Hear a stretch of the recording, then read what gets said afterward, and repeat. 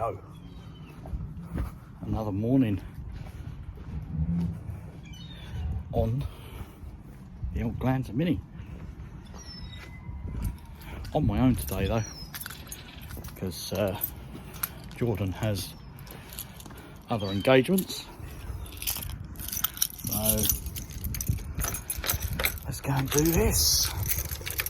Today's plan. Oh, open, thank you. It's going to get rather dark now, isn't it? Lights. Yeah, today's plan is to first of all, the old Starlet we've got just abandoned out the back there is just to remove the last few bits off of that, just so we can actually get rid of it. So literally just a couple of bits off of it, nothing much now. And then, yeah, with the old Toyota engine in there, basically I've got to raise it up and possibly back a little bit. Now we've got the engine in fact, actually I'll give you a really good view of this. Oh, maybe not. Let me grab a torch. Now, where's my torch going to be hiding? I can blame Jordan. Oh no, I remember he used it yesterday. Right, so yeah, let me just show you this now, because you can see how close the diff housing is to the steering rack. So I reckon we can come, well, the thing is we've got to go up. So there's our biggest problem. It's difficult to actually show you, I think. I'm going to get the phone in the way. You can't quite see what I want you to see. Oh dear. Cameras and awkward angles. Yeah, you see this part of the diff housing here, this sticks out a lot. That's a good angle. That sticks out a lot further. Now we can take the angle grinder to that and, you know, probably take about 5mm off of that, because it's only the case in there.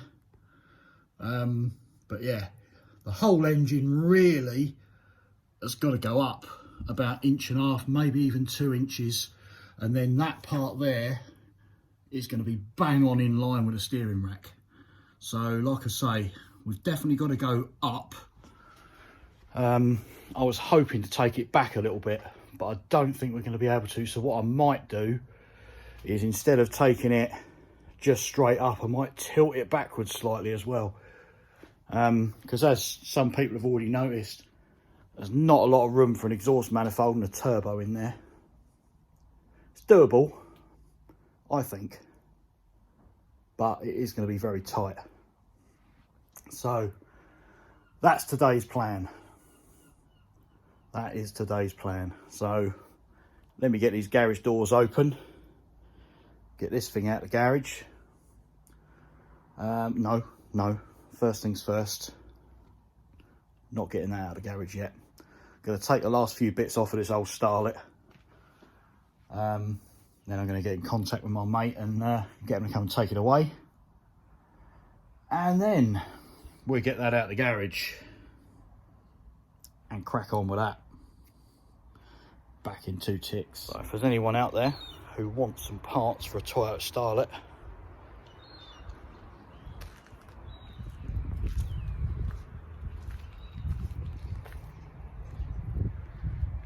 message me like now and I'll take them off for you.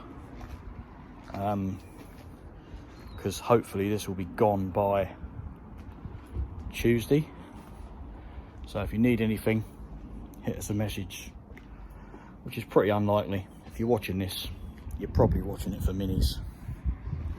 So yeah, let me just pull a couple of bits off of this and I'll be back. Oh, I'm having a hell of a job. Just taking the last bit off of that Starlet now, so that's ready to go.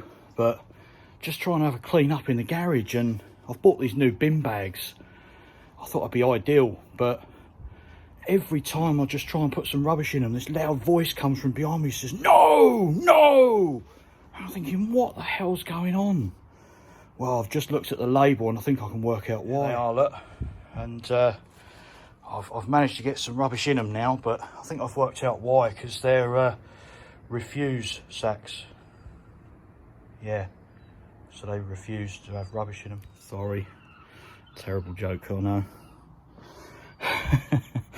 Right, yeah, I've got everything off the Starlet now, so that's ready to roll.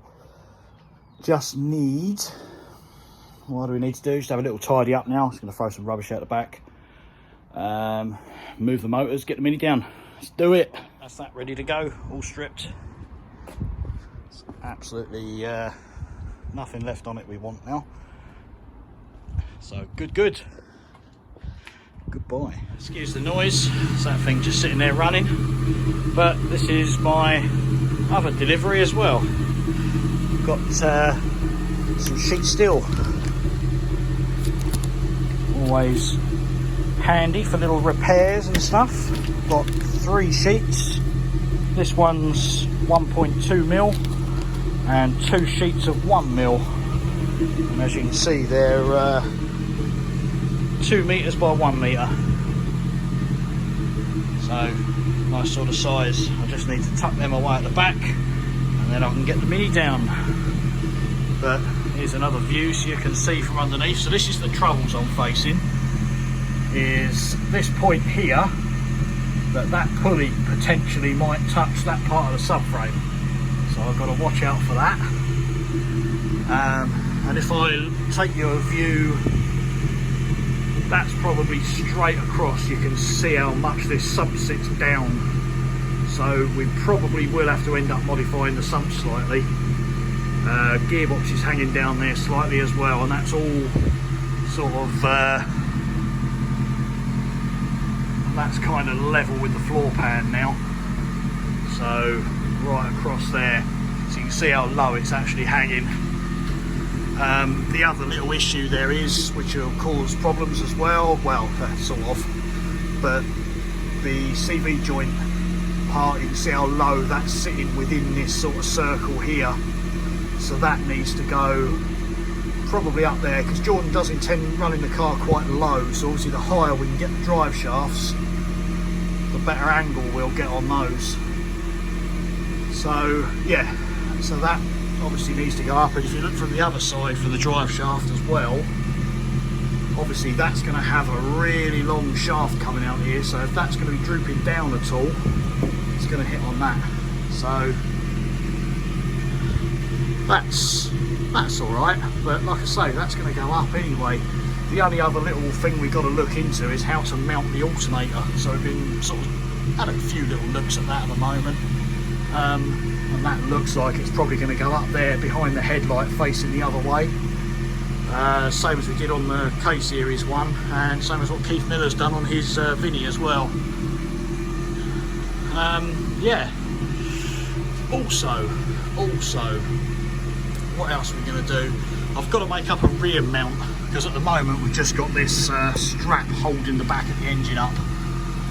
So I've got to look into mounting. There's some mounting points here on the back of the gearbox, and I've got to mount that onto this part of the subframe. So that's something else I've got to look into making up today.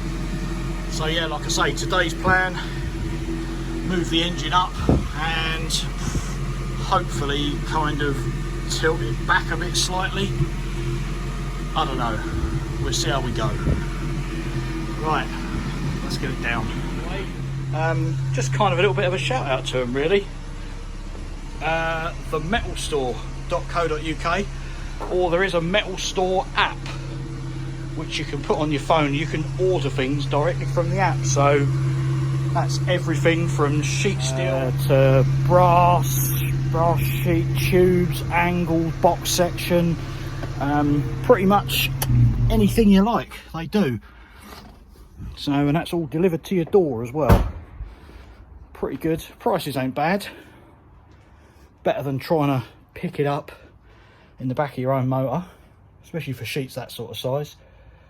But yeah, give them a look.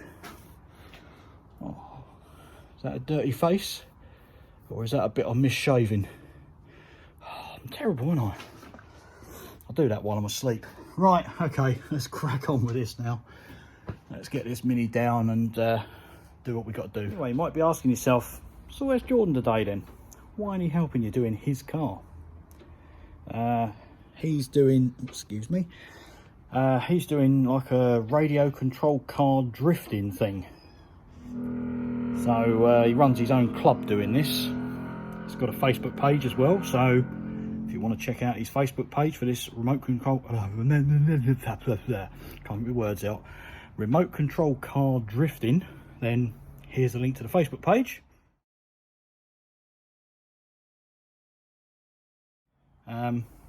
I've been down there once as well. I might even stick a little video in here. It's just a little snippet of what I filmed. Right, well, while I'm talking to you, I'm lowering the car to the floor, so I'm not wasting time. Right, let's get under the bonnet now then, because we're about at the right sort of height, and I'll show you what I'm thinking of doing next. Looking straight on at it, the engine is actually sitting very, very low in the engine bay. So what I'm hoping to do is raise it up as much as possible, to give clearance to the sump and gearbox and get the drive shafts higher up, but hopefully to give us a bit more room, if I look straight down, give us a bit more room for a turbo down there. It's gonna be yeah, it's gonna be tight, isn't it?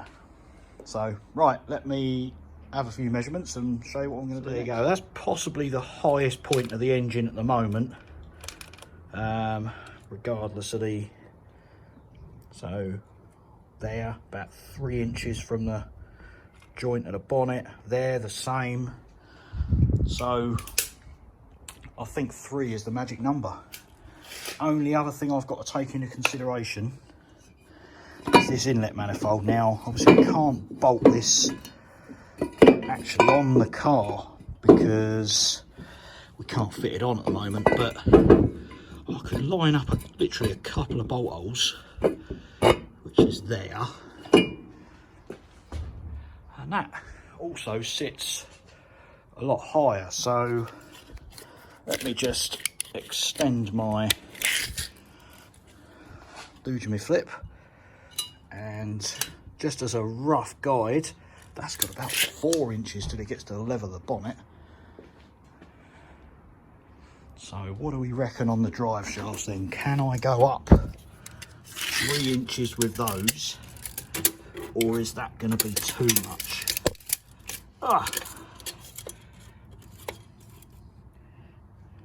Yeah, too much, isn't it? That's going to tuck it behind there. I reckon give me 2 inches.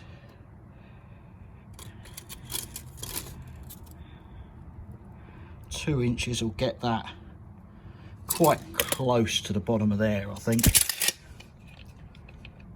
And then, like I say, I kind of want to tip the engine back a little bit, but we've got to see about the inlet manifold clearance first. Yeah, because mind you, if I tip that back, it's going to foul. That's a tricky decision, this is. That's the thing with any custom work like this. You've got to try and take into consideration stuff that you might not think of straight away. I mean, no big deal. If we need to, the turbo can sit here on top of the gearbox. That's like a last resort. We can run all the exhaust round there to the turbo that sit on top of the gearbox. That's their worst case scenario. Hopefully I won't need to do that. Anyway, let me drop this engine out and fiddle around with these engine mounts. At least I've got a number now, about 2 inches higher. So, right, let's go. So that's the subframe unbolted from the car now. I just want to explain, or can I explain this little bit? Yeah, but I'll probably go. So that mount down there, like I say, this is all sort of hashed up a bit at the moment. Now if I want to tip the engine back slightly, what I might just do is extend this, well, put a new piece of metal in, but extend this up, so that should bring the engine back slightly, lift the front of it up, which should tilt it back, but without giving us too many more clearance issues at the front there. So this mount, I'm just going to go vertically up 2 inches, and that one I'm going to go slightly back a bit, so it should tip the engine back like that a little bit, and then I'm going to make up that rear mount. So hopefully by the end of today's video I'll have the engine sitting exactly where we want it, so fingers crossed. Oh, I've just noticed another little potential problem. The mount for the gear cables, that's going to be touching the bulkhead. So there's another potential problem. So something else to think about. Okay, well, let's drop the engine out of the car. It's there sitting on 4 axle stands now, so hopefully I should just be able to press the button on the ramp and the two will separate. Oh, see if I can get in a position where I can hold my phone and press the button.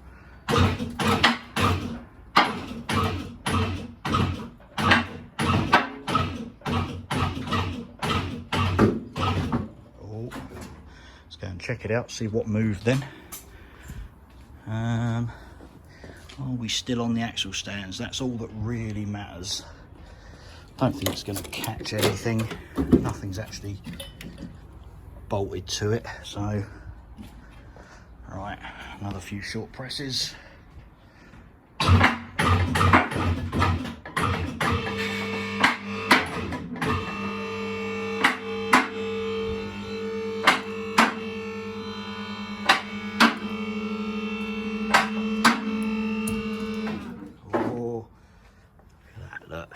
How did them alternator wires go through that hook?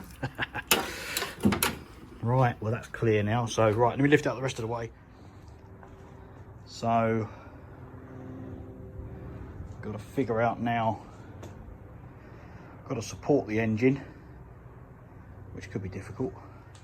Yeah, support the engine, move this mount up. So I've got to make 2 more of these, slightly different shape. And then, oh yeah, you can see this mount a bit clearer now, look. So if I just move that bolt hole up to the top of there, I'm gonna have to do another one of these, I think. Yeah, so if I move that bolt hole up, that should tilt it back enough, but then again I want to lift it about 2 inches as well, so let me think about that one. And then there's that back mount, but right, let me get manufacturing. Now I've just started to cut these things, so I've marked them out on a piece of steel, and of course got the old plasma cutter, so chomping through it, better than wasting angle grinder discs and cutting through it like I did with the last one.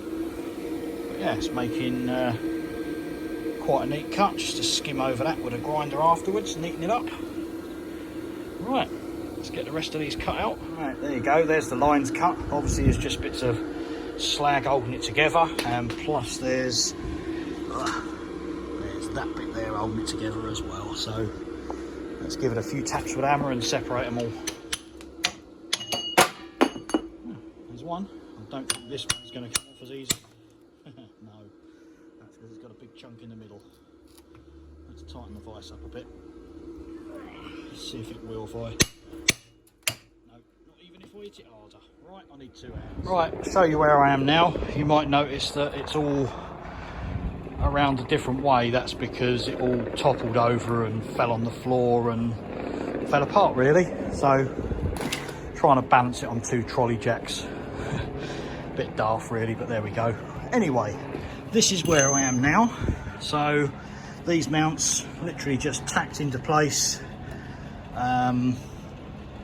That's there. Hopefully that gearbox shouldn't stick out too much and touch the steering rack.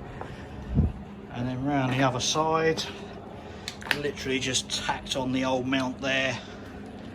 If I can confirm that is all in the right place, then I should make a bit better mounts for it, but I'm just trying to do something with the back mount now, because if I can get it absolutely spot on, what I'm thinking, I've got one hole that lines up there, the other hole there, then I've got two underneath, so I'm thinking of making a little L plate that lines up on them two other stud holes here and the one above it, and to bolt on the mount underneath. Now this is off a Rover K series bottom engine mount, so it's quite a sturdy mount. If I can make something work out of this, I think it'll be looking quite good. So let me mop this up, see how I can figure something out anyway. Oh, after a lot of hard graft, the engine is finally sitting in there. It is going to be its final resting place, although I still haven't made the back mount yet, because that's proving a little bit difficult. But I don't know if you can see up there, this bar that goes up there, that's the other side of this mount. I've still got to tidy this up here yet. I'm going to cut that bit off. It's still all got to come out, be prettied up and go back in again, but at least it's in the right position now. I'm happy with where it's sitting. So still not a massive amount of room at the front, but I reckon we can get a turbo in there. Yeah, there's only one way to find out, isn't there? But as you can see, engine's sitting a hell of a lot higher now. I'm much happier with it. So right, let me see if I can make this back mount. Whoa, that's it for today. I've literally just patched up this mount in here.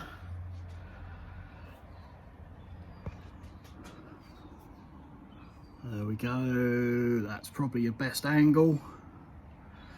I've still got to cut bits off and weld bits up and, you know, as I say, make it look better, but it's lashed in there, it ain't going nowhere, holding everything up, even though I've only got literally 3 bolts just pushed in the holes.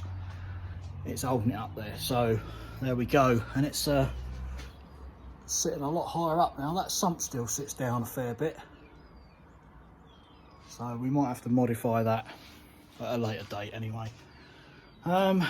Well, that's part 3 done now. Didn't have any help from Jordan. I expect he'll be quite interested to watch this. So anyway, another day. Until next time, thanks for tuning in.